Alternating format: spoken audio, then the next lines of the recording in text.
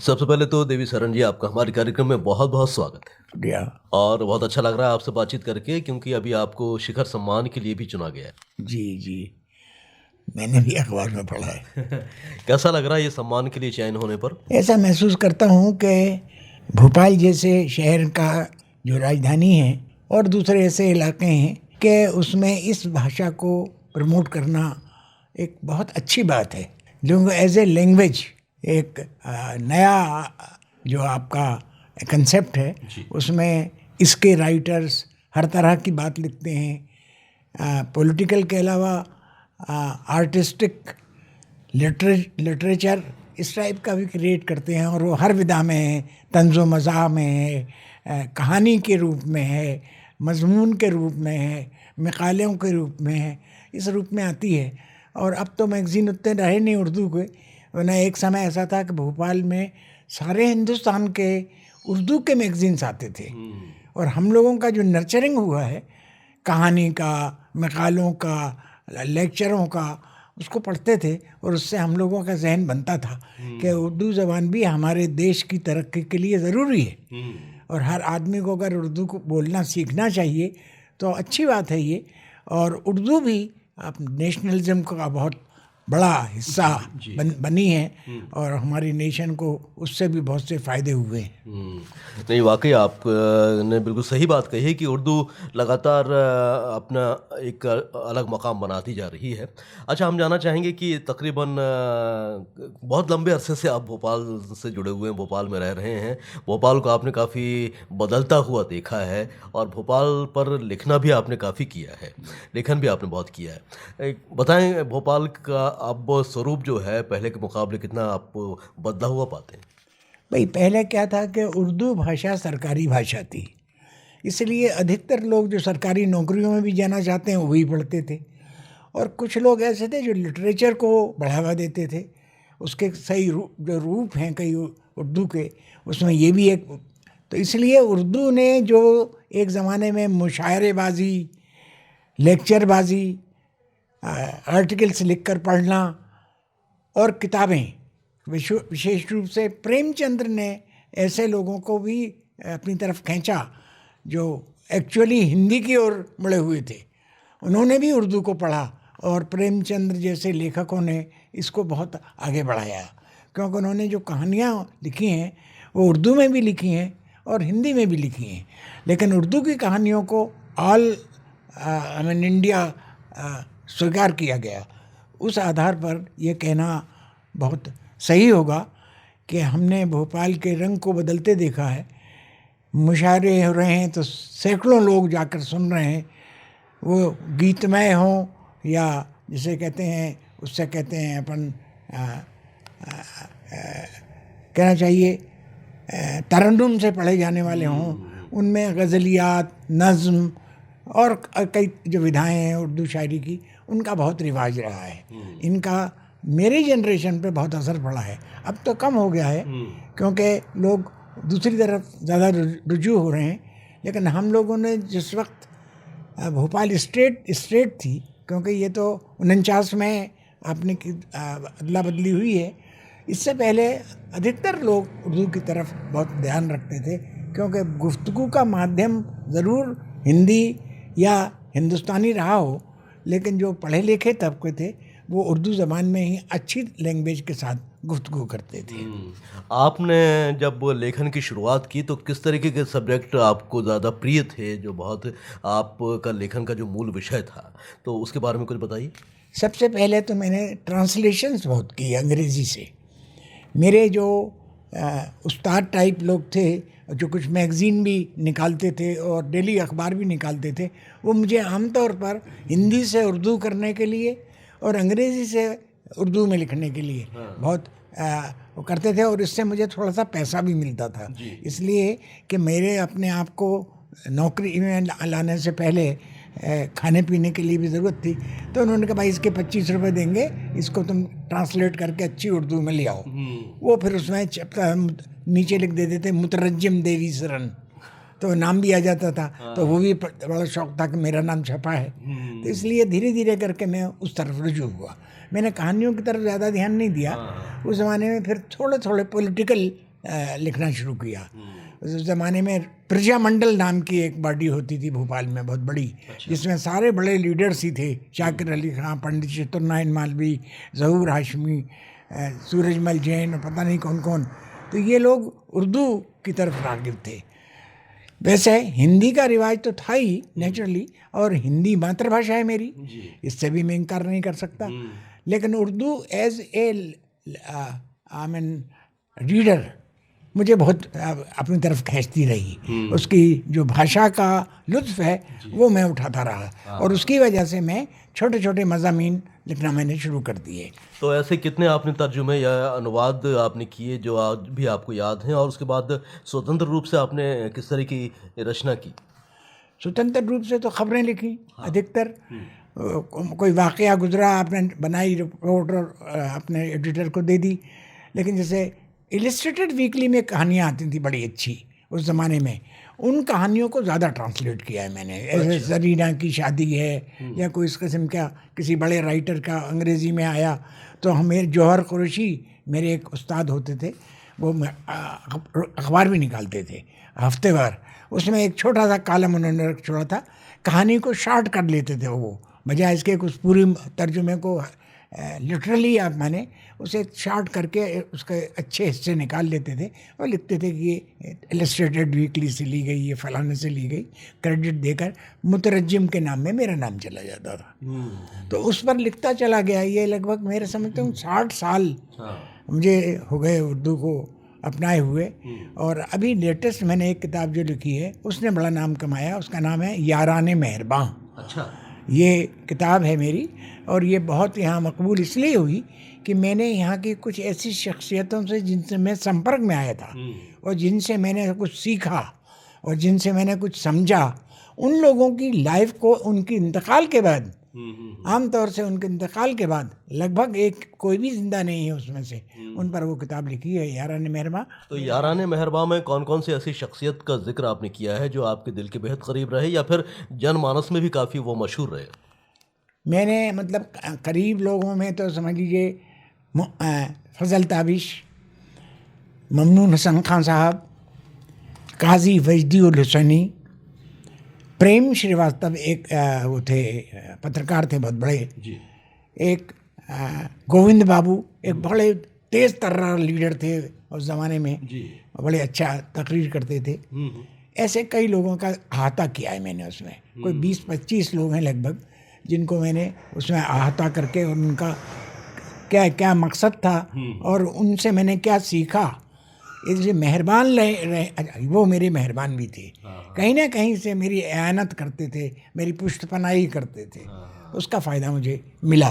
तो वो किताब यहाँ लोगों को एक ने कमेंट करते हुए उसी किताब में एक जगह लिखा है कि ये हिस्ट्री हो गई है।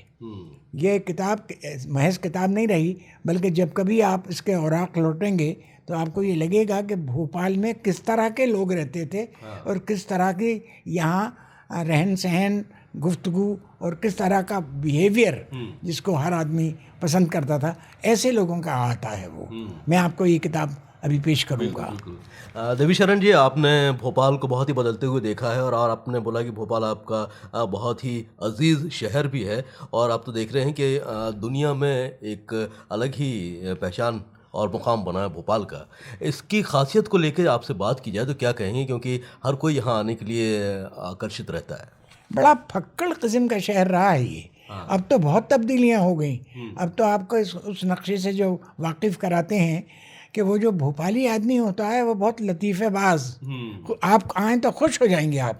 यानी किसी प्रकार की कोई लाग लपेट ना करके खुल्लम खुल्ला बातचीत करने का आदि शहर था। एक जगह शतरंज पे बैठे हैं तो 12 लोग खड़े हैं, वो शतरंज पटिए पे देख रहे हैं। एक जगह आप बैठेंगे तो कैरम चल रहा है तो कैरम में 8-10 लोग खड़े तमाशा देख रहे हैं। यानी बड़े फुर्सती किस्म के फक्कड़ मिजाज लोग। और अगर हाथ में कुछ खाना पीना है तो हिस्सा बांटने को फ़ौरन तैयार, करे यार कहाँ जा रहा मियाँ, ये तो ले जाओ। तो ये एक अलग शहर था। मगर अब वो शहर मफकूद हो गया, मिट गया। अब क्या हुआ है कि बहुत सी कल्चरल एंटिटीज़ यहाँ ऐसी आ गई कि वो जो एक लतीफ़ेबाजी, सड़क पे गप लगाना, वो घंटों एक जगह बैठ गए तो बैठ गए, मालूम पड़ा पूरा दिन ही गुजर गया। वो बात अब नहीं रही, क्योंकि वहाँ उस आजकल दौड़, पैसे की दौड़, रुपया कमाने की दौड़, अमीर बनने की दौड़, ये ज़्यादा शुरू हो गई। उस वक्त तो आपको पेट भर रोटी मिलने के बाद आप समझते थे कि दुनिया बड़ी खूबसूरत है। भोपाल ने कुछ इस तरह का लहजा, लब लहजा, स्टाइल, गुफ्तगू का तरीका, आपसे मिलनसारी, मजाक भी ऐसा लतीफ़ कि अगर आप सुने तो हंस के दौरे हो जाएं। मैं आपको एक छोटा सा लतीफ़ा सुनाता हूँ, एक वाक़या सुनाता हूँ कि हम लोग इब्राहिमपुरे से गुजर रहे थे, उसमें कृष्ण केन प्रधान साहब भी थे, मैं हमारे साथ, वो मेरे क्लास फेलो थे और MP भी हो गए थे और मिनिस्टर भी रहे थे, वो भी साथ में थे। शरीफ भाई करके एक बहुत मशहूर आदमी थे जहांगीराबाद के, वो भी हमारे साथ थे। ऐसे 4-5 लोग हम निकले, तो एक साथ रास्ते में खड़े हाथ जोड़े थे, उनका नाम मैं भूलता हूँ, हबीब भाई था शायद। उन्होंने आज, साहब बड़ा मज़ा आ जाएगा अगर आप खाने में तशरीफ़ लाएँ। तो लोगों ने कहा यार 3 बज रहे थे, अरे साहब लंच का वक्त कहला था, 3 बजे तक तो ऐसी क्या बात है, आइए खुदा के लिए। तो सब लोग मुड़ गए, कह रहे हबीब भाई कह रहे हैं, क्या कहते हैं, उनके जीने पे चढ़े, ऊपर पहुँचे तो बाकी कौरमा भी और जर्दा भी और पुलाव भी सब हाजिर था, खाया खूब, बहुत खुश हुए कि हबीब भाई बाबा ये सरे दस्त मतलब चलते फिरते खाना हो गया।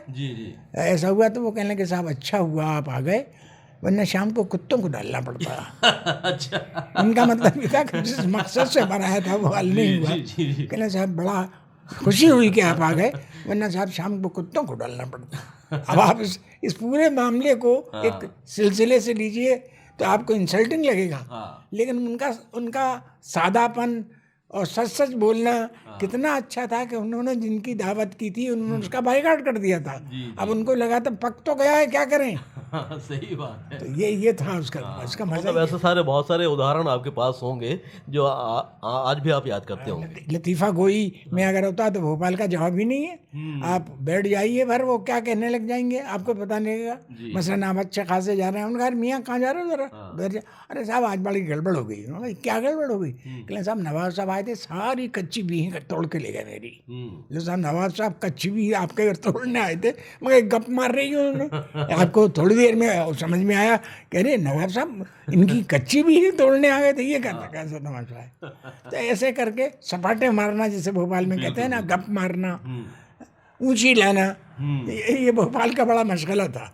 आपने तो नवाबी दौर भी देखा है देवी शरण जी, तो जब उस दौर को याद करते हैं तो क्या माहौल था और किस प्रकार से लोगों के बीच एका था और भाईचारा, आपसी सद्भाव, प्रेम की मिसाल देखने को मिलती थी? त्योहारों के समय क्या माहौल होता था?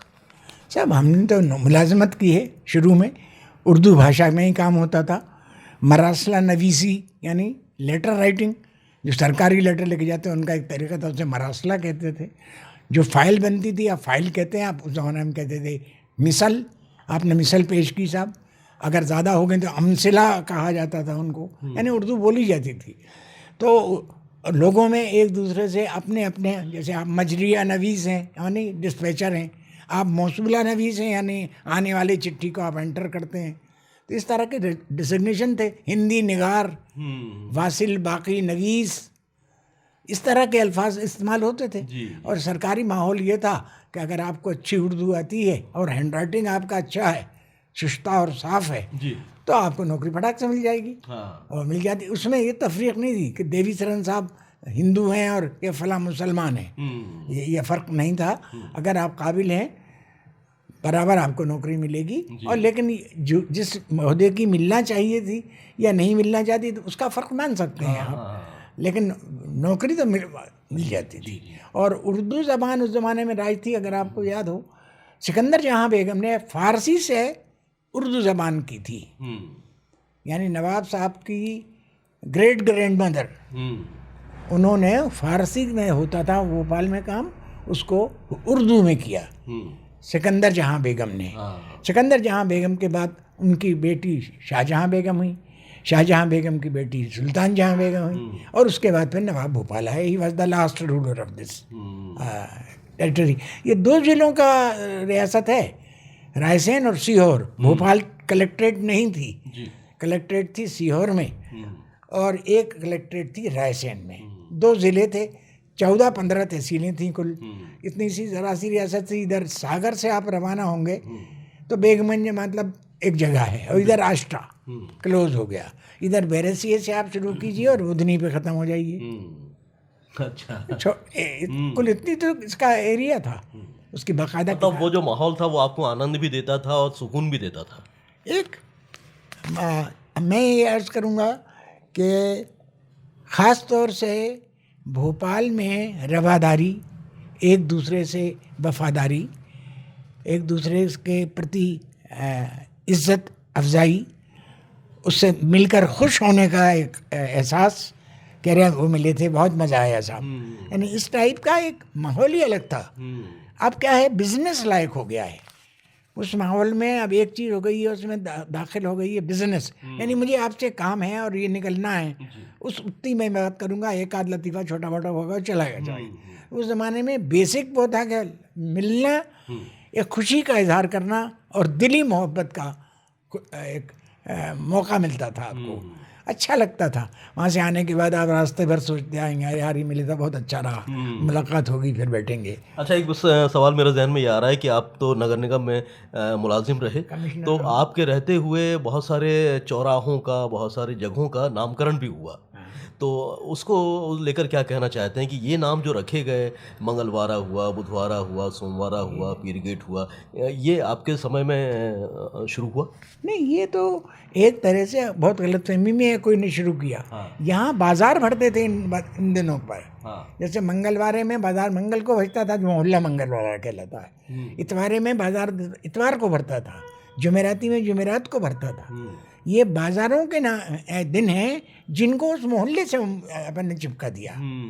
जैसे अब यूँ अलग है कि जैसे गुलिया दाई की गली है, या अट्टा सूजे खां है, या दूसरा अट्टा है, तो ये अलग चीज़ है।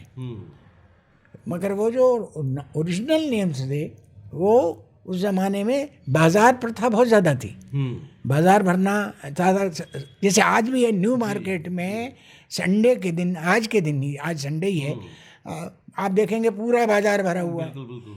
यानी वहाँ परचेजिंग सेलिंग जो है वो बहुत आसान है उन दिनों में, और सस्ता है दूसरे दिनों के मुकाबले में। तो बाज़ार भरना आज भी है। अगर आप उधर जाएंगे पीछे कुलार रोड की तरफ, वहाँ भी बाज़ार बढ़ता है, एक दिन उनका मुकर्रर है। तो ये मुकर्रर दिन थे। एक और बात आपको जहन में रहे कि भोपाल वर्ल्ड सिटी था, वर्ल्ड सिटी था। यानी यहाँ एक हाथी पर खड़े होकर उस पार नहीं देख सकते थे, इतनी ऊंची दीवार बनी हुई थी, पूरा घेराव था। उनमें से जहाँ जहाँ रास्ते निकलते थे जो बाहर की तरफ आपको ले जाएं, गेट लगे हुए थे, उनको उनके दरवाज़ों के नाम भी यही थे। इतवारा दरवाज़ा, जुमेराती दरवाज़ा, गिन्नौरी गेट, पीर गेट, फतेहगढ़ का वो गेट। तो ये गेट्स, वहाँ गेट लगे हुए थे। अगर आपको वो देखना हो तो एक आदमी ने रॉयल जर्नी ऑफ भोपाल में एक किताब छापी है, उनमें हर गेट का जिक्र है उसमें कि ये गेट क्यों था। उन्होंने, अख्तर भाई करके थे, मेरे बहुत अजीज़ दोस्त थे। उनका एक भतीजा मेरे साथ गवर्नमेंट में था। मैं यहाँ नगर निगम में कमिश्नर होकर आया था। मैं एडीएम इंदौर था इससे पहले, उससे पहले उज्जैन में था मैं। तो मैं भोपाल से निकल गया था। भोपाल से मैं तहसीलों में रहा, तहसीलदार रहा, फिर उसके बाद मैं प्रमोट होकर डिप्टी कलेक्टर हो गया, फिर एडिशनल कलेक्टर हो गया, फिर ये कमिश्नर नगर निगम होकर रिटायर हो गया मैं। तो ये बहुत सारी अनछुई जो बातें हैं और अनछुए पहलू जो हैं भोपाल से मुताल्लिक, क्या आप इसको लोगों तक पहुंचाने के लिए अपनी तरफ से कुछ कोशिशें करते हैं ताकि लोगों को पता चले कि भोपाल अपने आप में कितना खुसूसी इसका मिजाज रहा है? आमतौर पर मुझे तकरीरों के लिए बहुत बुलाया जाता था, कहीं कहीं भोपाल के बारे में गुफ्तगू करूँगा। ऐसा करने किया मैंने पूरी जवानी में, कई जगह पर, कई दूसरे शहरों में, न सिर्फ भोपाल में, बुलाकर बड़ी बड़ी कमेटियों में सुनते थे कि बेगमों के राज में आपने कौन सी बेगम के राज में थे। मैंने कहा सुल्तान जहाँ बेगम का ख़त्म हो गया था और नवाब हमीदुल्लाह खां आ गए थे, तब मैं पैदा हुआ हूँ, इसलिए पहले का तो पढ़ा है मैंने। नवाब हमीदुल्लाह खां का तो पूरा राज देखा है मैंने, पूरा उनकी देखी।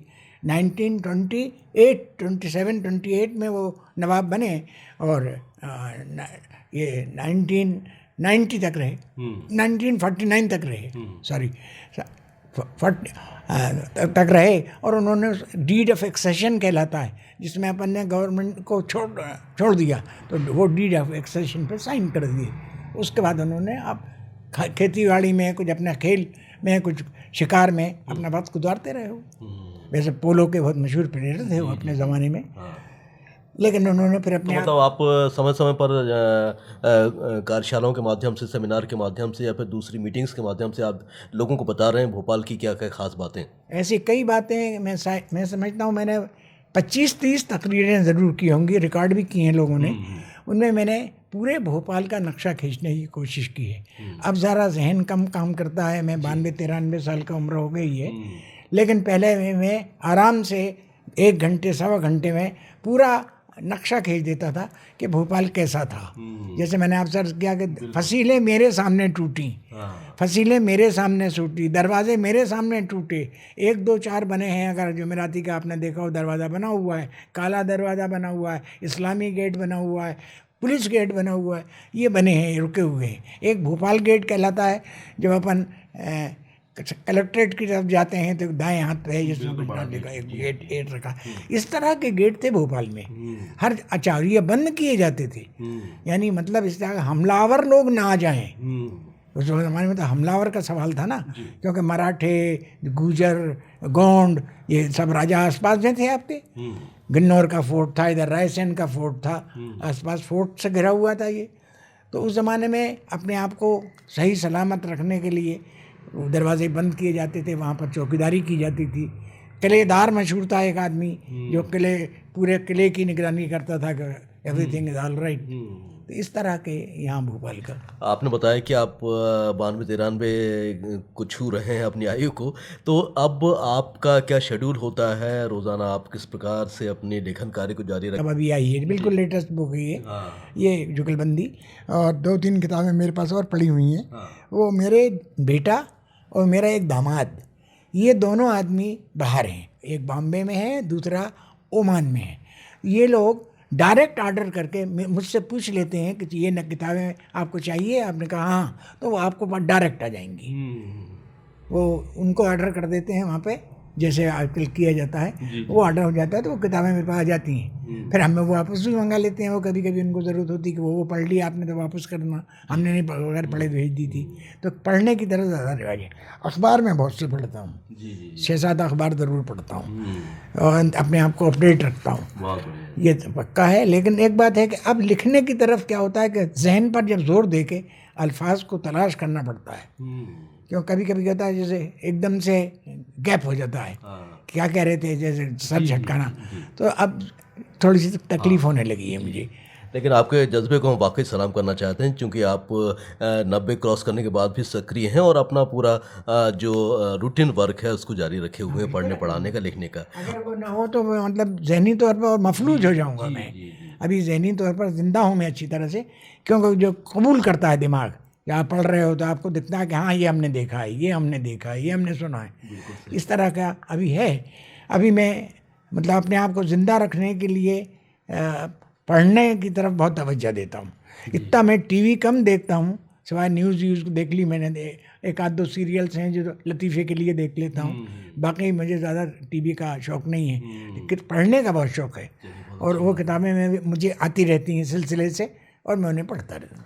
शेर व शायरी भी आप लगातार करते रहे हैं समय समय पे, और हम चाहते हैं कि इस बातचीत के माध्यम से कुछ आप शेर हमारे श्रोताओं को ज़रूर सुनाएं। देखिए, शायर में बेसिकली कभी नहीं रहा। फिर भी आपने कुछ तो लिखा है? नहीं, 2-4 कभी आ गए तो आ गए। अरे मेरे भोपाल, मेरी जान, मेरी आबरू, तू बहुत ही खूबसूरत, तू बहुत ही खूबरू, तेरा पानी सेहत का ज़ामिन, बुझाए सबकी प्यास, तू रहे यूं ही जवां और हम सब खूबरू।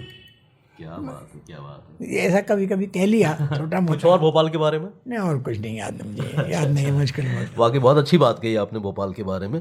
तो इससे पहले कि हम अपनी बातचीत को ख़त्म करें, आप हमारे सुनने वालों से क्या कहना चाहते हैं कि अब जब ज़िंदगी बहुत भागदौड़ वाली हो गई है, कोविड महामारी का एक प्रकोप चल रहा है, वो अभी गया नहीं है, तो ऐसे में लोगों को अपना ख्याल कैसे रखना चाहिए और उन्हें किस प्रकार से ज़िंदगी को एक चुनौती के साथ जीना चाहिए? बिल्कुल सही फरमाया आपने। बिल्कुल चुनौतियां हमारे सामने इस बुरी तरह से खड़ी हुई हैं कि अब बहुत ही आसान बात है कि मुंह पे भाई पट्टी बांधे रहो, बांधो, क्यों ऐसे फिर रहे हो, क्यों इनवाइट कर रहे हो जर्म्स को। और उन्होंने कहा कि भाई अपना खान पान बड़ा दुरुस्त रखो ताकि उस आपकी सेहत पर बुरा असर नहीं पड़े, बुखार खांसी जुकाम हो फ़ौरन डॉक्टर को दिखाओ। और जो आपसे कहा है कि भीड़ में मत जाने की कोशिश करो, अनावश्यक रूप से बाज़ार में क्यों जाते हो आप, तफरीह के लिए बाज़ार जगह नहीं है, पार्क में थोड़ा बहुत अगर सुबह सुबह जाते हो जाओ, मत जाओ भीड़ में। ठीक, वो तो बाज़ार भरेगा तो उसी में ज़रूर जाएंगे। तो कुछ ऐसी जो आदतें हैं आपकी जो सेहतमंद आदमी के लिए भी वो मुश्किल है, तो फिर आज आप बीमार होने के लिए क्यों मारे मारे फिर रहे हो। बेहतर है घर में रहो, आसानी से रहो, अपना मुंह नाक ढके रहो।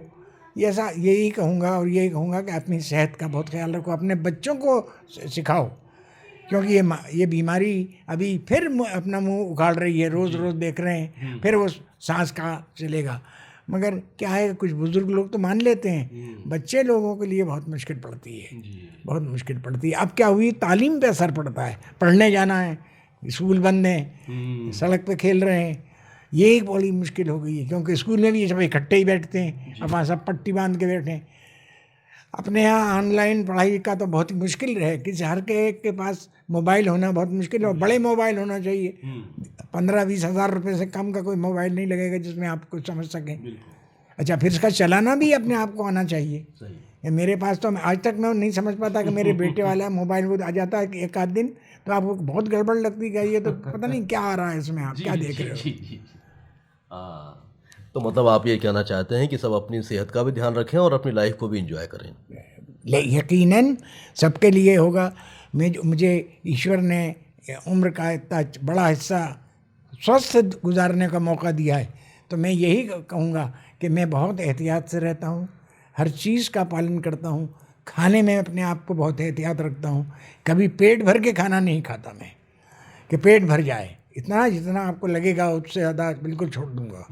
तो इसका ये ज़िंदगी के लिए निशानी है, वरना ये इस उम्र में मेरे कई दोस्त लेटे लेटे बात करते हैं, आप जाओ, अरे यार तुम अच्छे आ गए। और बल्कि यकीन मानना कि मेरे कम से कम 99% तो बहुत ज़्यादा हो जाएगी, 95% दोस्तों का इंतकाल हो गया जो मेरे साथ पढ़ते थे, जिन्होंने मेरे साथ ग्रेजुएशन किया, जिन्होंने मेरे साथ नौकरी की, मालूम पड़ा गए।